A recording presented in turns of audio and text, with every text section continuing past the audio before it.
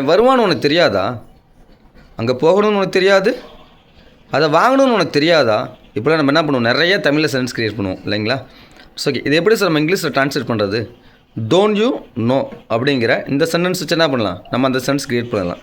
For example, don't you know that he will come அப்படின்னா இது meaning என்ன sir? அவன் வருவான்னு உனக்கு தெரியாதா?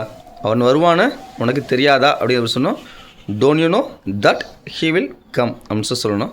அவள் பேச மாட்டான்னு உனக்கு தெரியாதா அப்படிம்பாங்கள்ல, அதை எப்படி சொல்லணும்? Don't you know that she will speak அப்படின்னு சொல்லி நம்ம சொல்லணும். அதே மாதிரி அவனை பற்றி உனக்கு தெரியாதா அப்படிம்பாங்கள்ல, அவனை பற்றி உனக்கு தெரியாதா அப்படின்னு சொன்னோம். Don't you know about him அப்படின்னு சொல்லணும்.